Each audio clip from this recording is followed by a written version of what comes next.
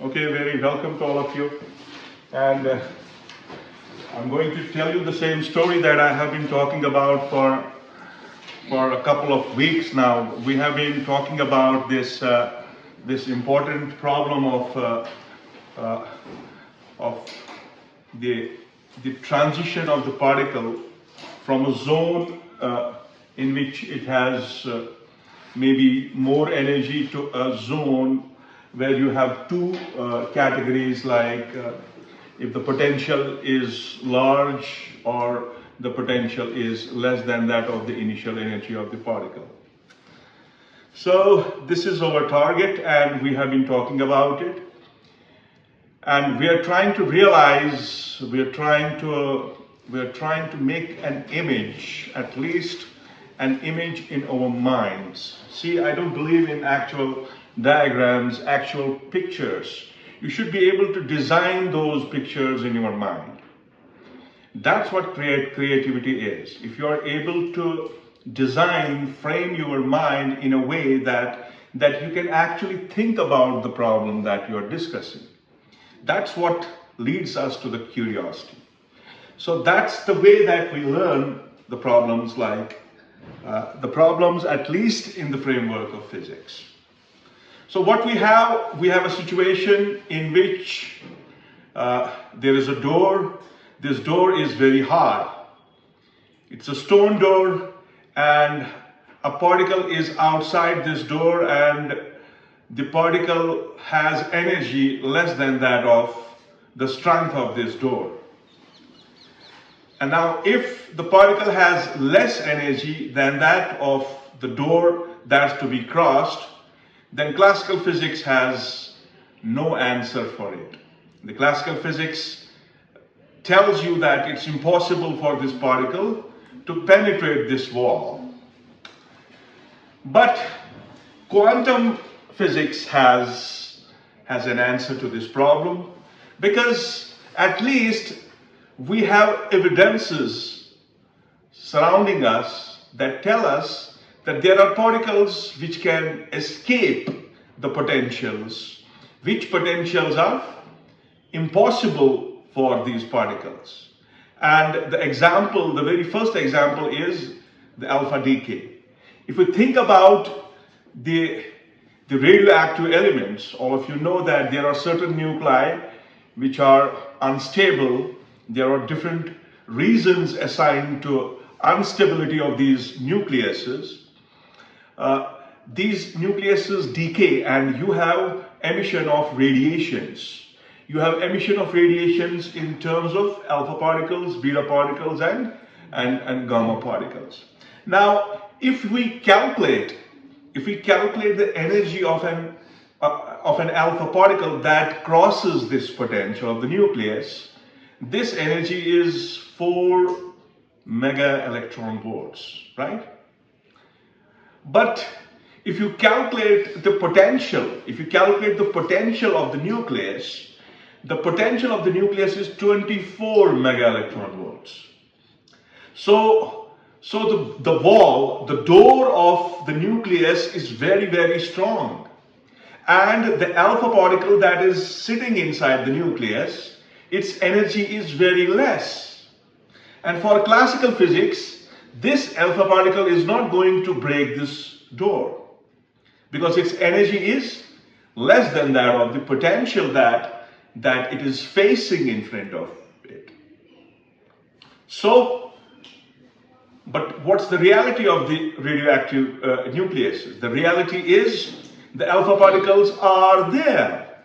You have the nucleuses which decay, and alpha particle breaks the wall. It does not break the wall in the classical sense. It penetrates the wall actually without breaking it. Okay, so this is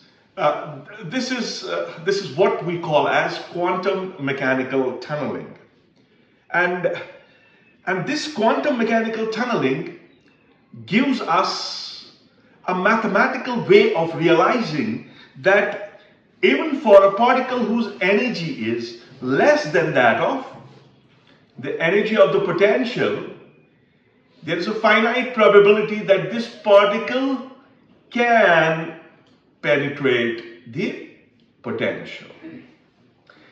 Because the reasons for that is, if I talk about the eigenfunction for that particle, say for example, for the sake of argument, psi equals psi naught, A is enclosed in psi naught, e to the power of minus kx.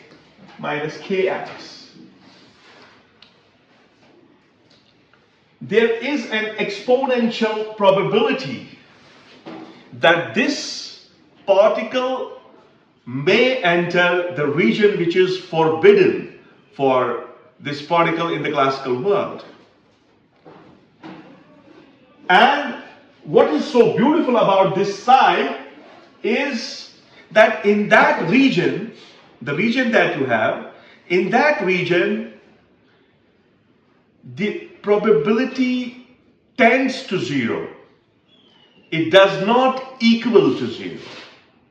You solve your problems only in the framework where the probability tends to 0. So the probability is there, but that probability is extremely small. But that doesn't mean that the particle will not appear on the other side. Because this small probability can be translated into a complete transition. What am I trying to tell you is something like this. What you have a potential and you have a particle, and this particle interacts with the potential. What you calculate is you calculate exponentially decreasing probability, right? And this exponentially decreasing probability does not equal to 0. Even though it tends to 0, it never goes equal to 0. So what do you expect? You expect, even though there is a probability of reflection, you expect that this small probability can be translated into a complete miracle, into a complete transition. The particle approaching this potential has a good probability that it can appear on the other side of this potential. Now let's try to understand this problem numerically. At least try to understand it from the physics point of view. So what am I? So here you can see you have a sharp constant potential. When you will make a drift to your next semester, you will be solving the same problem, but there you will have a completely varying potential. Okay? Here you have no potential and potential, no potential and potential. So what this problem is, how do we say that classical physics forbids? Why it forbids? Let's get some numerical understanding of this. Okay? So for this, what I will choose is, I will choose the same problem. Okay? I will choose my potential like this, finite potential, and the particle approaching this potential. This finite potential is V0, and this is your region 1, this is your region 2, and this is your region 3. Okay? Right? Now, talking about the region 1, it's quite obvious. We are assuming that this particle doesn't have any, it's not faced by any kind of potential. So it only has kinetic energy. But as long as the total energy of this idealized system is concerned, what will be the total energy of this system? It will be kinetic energy plus potential energy. Okay? So potential energy is your V0. Right? Fine? Okay, nothing wrong with it. So if from this equation I write down the kinetic energy, what will be the kinetic energy? It will be E minus V0. This is your pure classical equation, and it tells you everything about this situation. Now, how it tells you everything about this situation? Now, the first thing, if this E is greater than V naught. Okay? The particle is carrying an energy greater than that of V naught. What does that mean? That means that the kinetic energy is positive. Right? So if the kinetic energy is positive, then classical physics has, it's not objecting you. It's telling you, come on, it's possible. The particle may cross this potential. Even though we see quantum mechanically, even if the energy of the incident particle is greater than that of this V naught, it has probability to cross the potential. It also has the probability to be reflected back, which I tried to explain to you in the framework of scattering, right? So what's happening here? The classical physics is telling you it's possible. Now, the next case is that this E is less than V naught. Now, if this E is less than V naught, that means it's a smaller number. So if I take V naught is 100, E is, say, 90. What is the answer? The answer is minus 10. But there is no place for negative kinetic energy in classical physics. Right? There is no place for negative kinetic energy in classical physics. That's why classically it is impossible for this particle to penetrate this wall. Right? It is not possible for this particle to penetrate the wall if its energy is less than that of this defined potential. Okay, but if it has energy greater, then it's all understood that it has it can pass that door. It can pass that door to any extent that it wants to pass that door. Right? So the point is we are in the framework of two situations. Situation number one is pure classical situation. Now let me make it a little more realistic.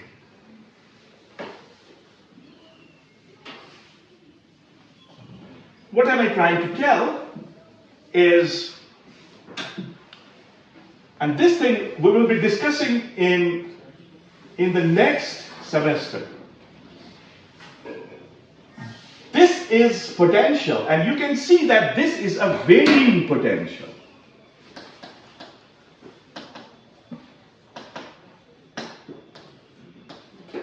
Okay?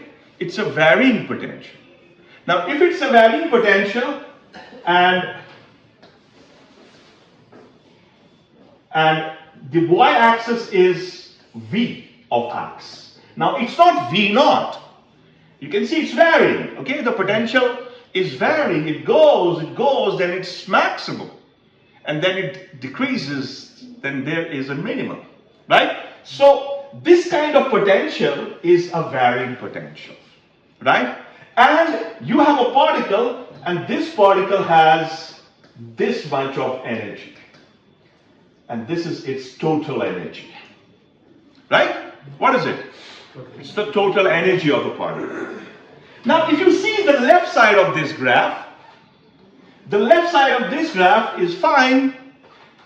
The energy of the particle, if you see this region, the energy of the particle is greater than that of the potential. Okay? But the moment you reach this point, what do you expect at this point? The energy of the particle that is coming is equal to the potential it is facing. Right? And then you have more potential. Again, you reach a point where the energy of the incident particle is equal to V naught. Now what we say? We say this point, say I call it x1, and this point, say I call it x2. These are called turning points. We call them turning points. Now what do you mean by turning points?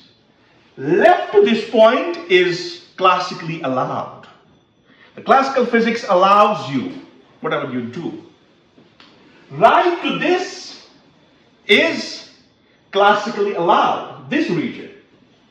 But between x1 and x2, you have a classically forbidden region. Are you getting my point? You have a classically forbidden region. So what do you expect? Classically, you have no explanation for this point. Because at this point, what's going on? The potential energy is equal to its kinetic energy. Right? At this point, you exploit the vicinity of this point. You exploit the vicinity of this point to explain the problem, whether the particle will penetrate through this varying potential or it will not penetrate through this varying potential. Right? So go back to our original problem. What is our original problem? So I was trying to explain to you that you have a situation where V is greater than E. Right? If V is greater than E, then certainly you are in the zone of classically forbidden region. Because the kinetic energy in that region is negative.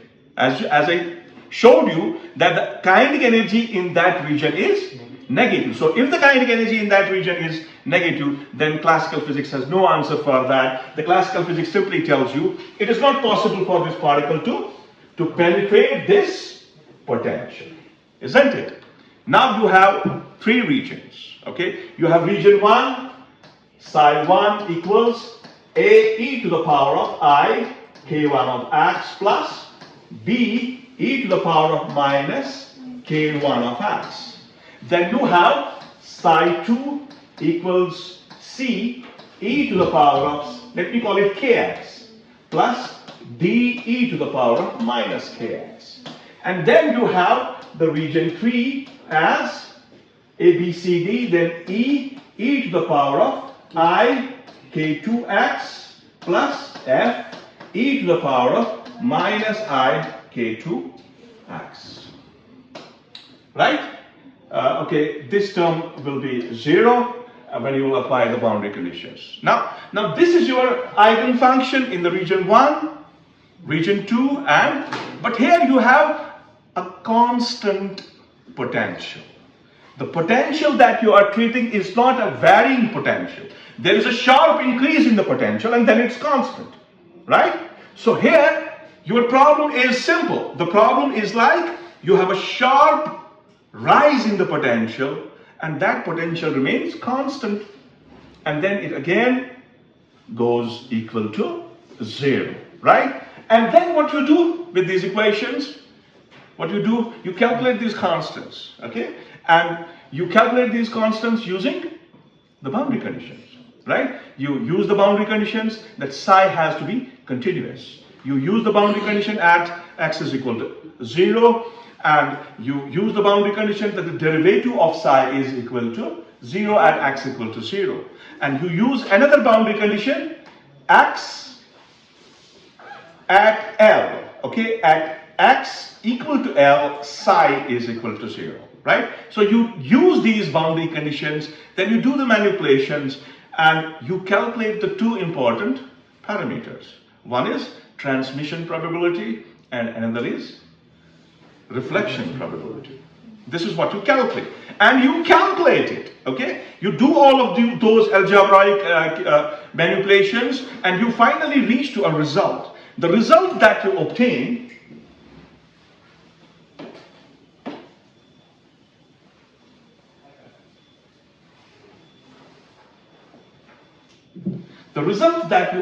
for because transmission probability is something that we are interested in.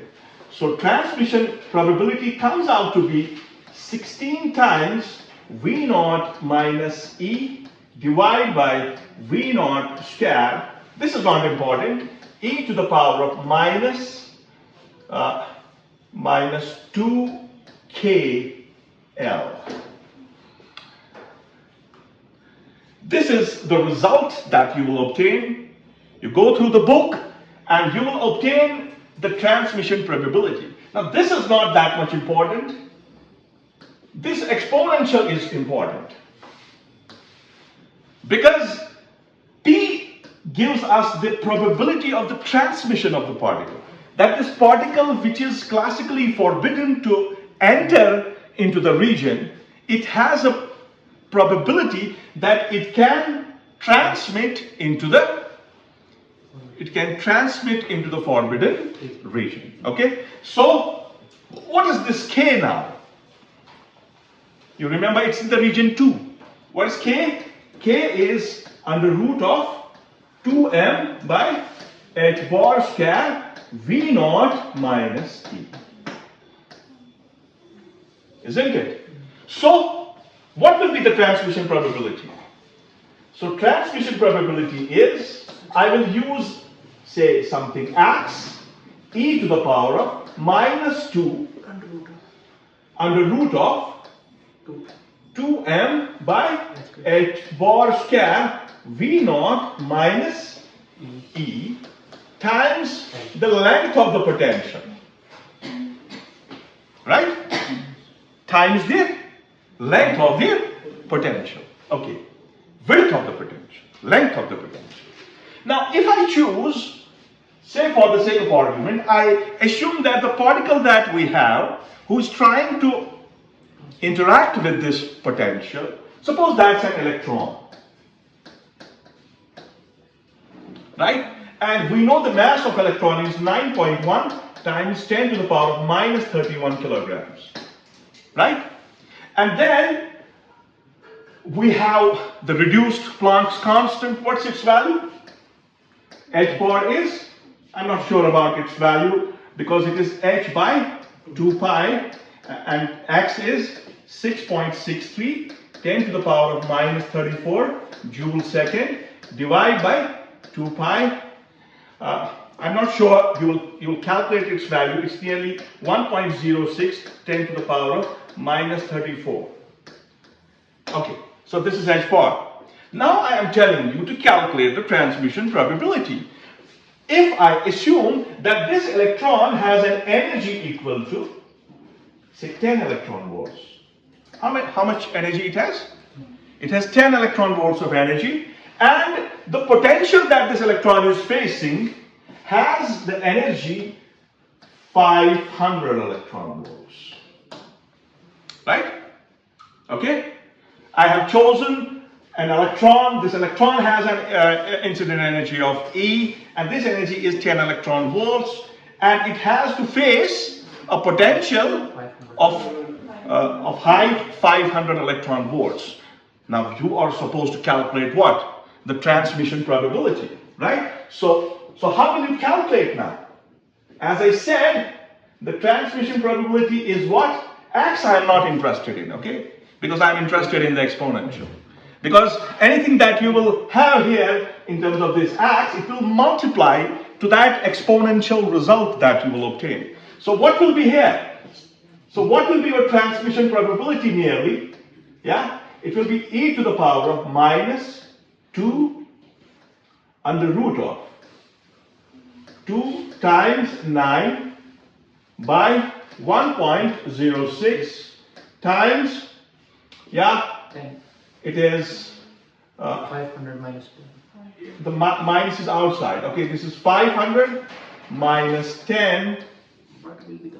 Okay, but this will be in electron volts. Okay, because we have to be consistent with SI system here, and in SI system the mass of the electron is in kilograms.